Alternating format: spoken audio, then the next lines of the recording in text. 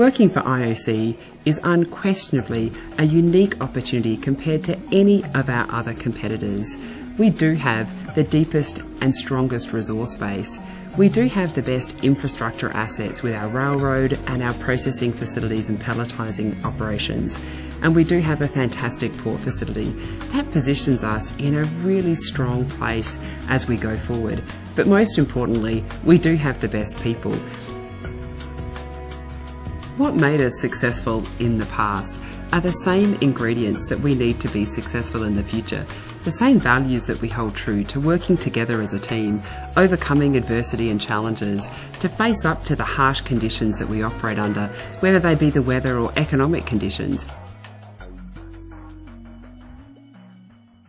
I think in 2011, IOC's continued to evolve, perhaps in a faster pace than we might have seen in the past. And largely I think that's driven by our markets changing in such a significant way. And we've talked before about markets moving to China and growth largely being in most of our Asian countries. We continue to see good, strong fundamentals in the iron ore price for the coming future. And largely that's continued to be driven by increased demand in Asia and a shortage of supply coming on quickly to meet that growing demand. The best way we can respond to that volatility is to make sure that we are continuously focused on getting the very best that we can out of our own assets. And so really from each of you, it's about making sure that you contribute in a strong and positive way to the best that we can. First and foremost, of course, around managing our health, safety and environmental focus, but then making sure that we're as productive as we can be, really challenging the way we do things so that we can continuously improve and be a strong competitor in a global market.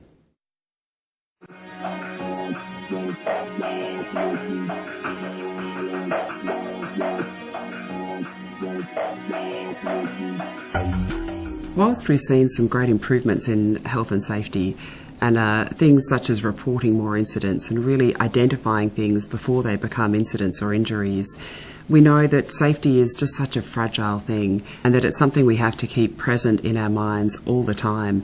The potential that things can happen in our operations are certainly something that we manage every day. And in 2011, we had the tragic incident of Jamie Brace. And I think it's one thing, as I look back, there are a couple of critical learnings that we've taken from that we really need to make sure we continuously keep in the front of our mind as we go out and do our work. And for everybody, if you're uncertain in any way about the work that you need to do, please take the time, stop, ask your supervisor, get some clarity and make sure that the work is really well coordinated, whether it be within your own team or how that team interfaces with the other activities in the area. If you're not sure, when it comes to things like isolations, when it comes to working at heights, confined spaces, electrical hazards, we really have to make sure that you're very clear about who's putting in those mitigations or who's actually taking care of the key risks. The thing that I've been really pleased about is not just the way that work has come about, but how it's starting to influence the way we're managing risks on site. And we've done some fantastic work with our contractors through the contractor safety forums, where we're really making sure that anything we learn about improving health and safety, we share. And we've talked many times about making sure that health and safety is something that the entire industry comes together and works on. And the contractor safety forums are a fantastic example of how we've led that in the industry.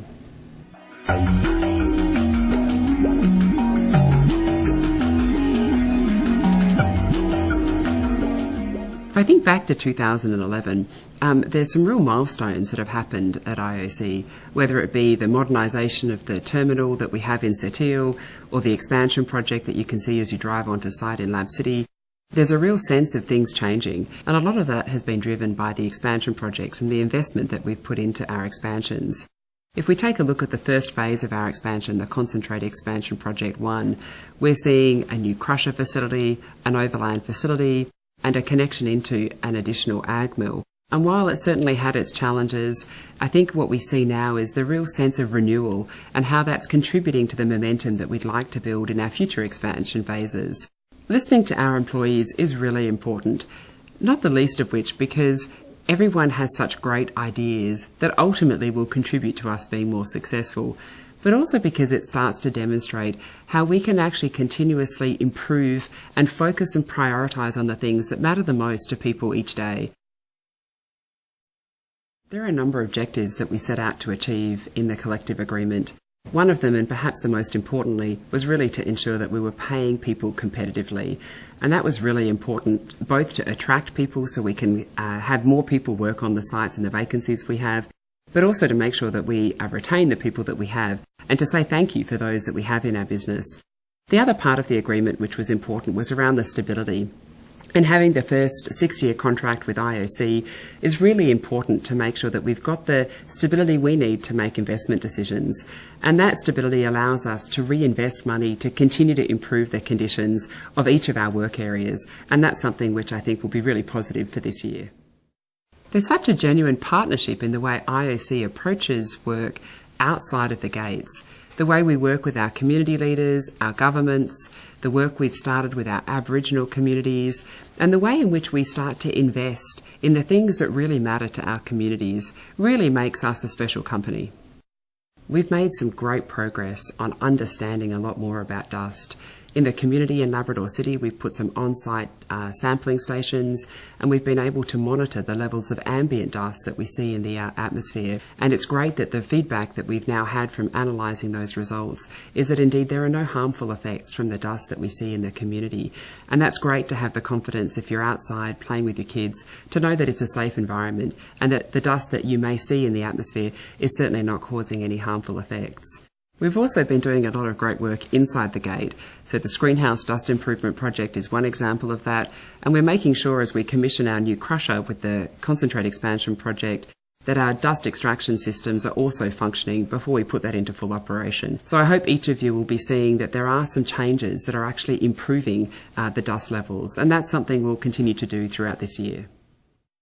Many of you have mentioned the impact that a shortage of accommodation and the lack of availability is having on your own personal situations. In the last 2 years, IOC has been doing a lot of work around really addressing how we can improve the accommodation situation on our sites. It's great to actually say that in 2 years we've actually brought on 250 units. I think that's something that a lot of people aren't actually aware of, and we probably should do a better job of actually sharing some of those successes. One of the things I'm really pleased we made some progress on in 2011 was around daycare facilities, particularly in Labrador City where there have been no daycare facilities operational. We had the first of the daycare facilities open to LabWest residents. And towards the end of 2012, we'll see the IOC daycare open, which will accommodate a further 60 children. This is a significant development for a region that hasn't had a daycare facility, and something I hope you recognise is because we've been listening to some of the greatest challenges you shared with us. Another great success from 2011 was our support of the Ronald McDonald Foundation, and many of you have been a significant part of that. It's great to see in the coming weeks we'll see the Ronald McDonald House open in St John's, which will be available for our Labrador West residents, and also we're supporting a facility which will be built in Montreal and in Quebec, which will be available for those of you in Sept-Îles.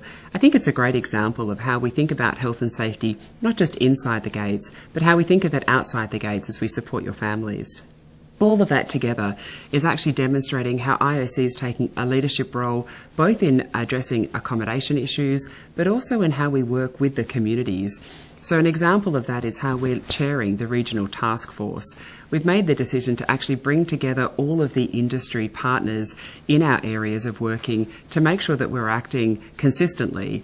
And even though IOC needs to take action itself, it's really the cumulative effect of all of the expansions that are taking place that's led to some of the challenges that we're seeing in our communities. And we should act together in how we address some of those challenges.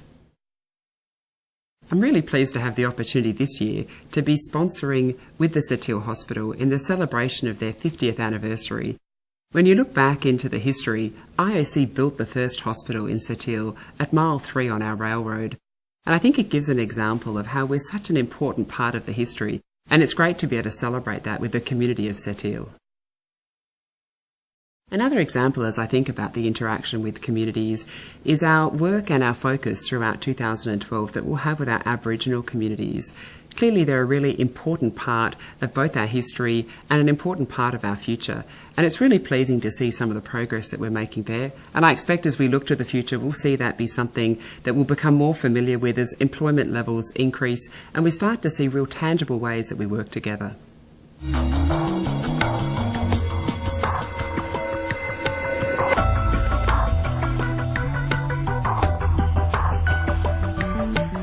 of the greatest challenges I found in 2011 was at our quarterly board meetings, where our shareholders get feedback on our performance. In 2011, there were a number of very challenging conversations around the poor performance that our business had delivered against what our expectations were. And in 2012, we have started the year in a similar vein.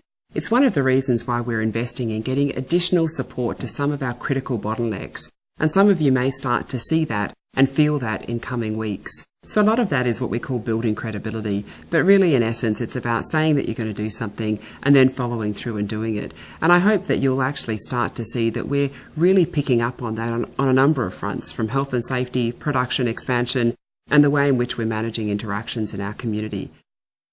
Whilst I've talked about some of the areas that we've under-delivered in and some of the disappointments of 2011, it's also really clear that we have some fantastic successes.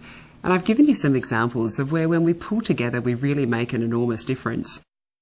In Setil, it's really good to see our business improvement efforts mature. We've been focusing on lean for quite some time, and now we're starting to roll out Six Sigma projects. We've got our first Greenbelt project on at the Hoppers, and that's a project a little bit more complex in nature, but will start to deliver some great efficiency improvements in a very critical asset at the port. The work done by the tyre maintenance team and the road crew has not just helped us improve our productivity of our trucks and our broader equipment, but has helped us eliminate waste, and that's been a significant improvement to the environmental performance.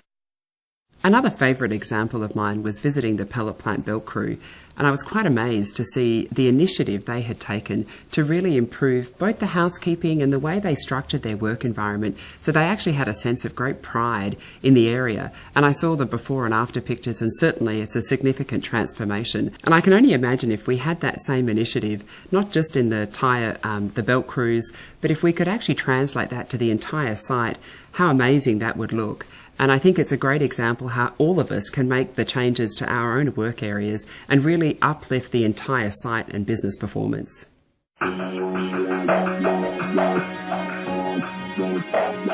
When you look back historically and you think about the things we need to put us in good standing for the future, the IOC core values of determination, of resilience, of really expressing our true feelings and really overcoming those obstacles, they're the things that are going to make us successful in the future. If we continue to work together like we have in the past, then unquestionably we'll be creating a really strong future, and I look forward to being part of the next chapter in IOC.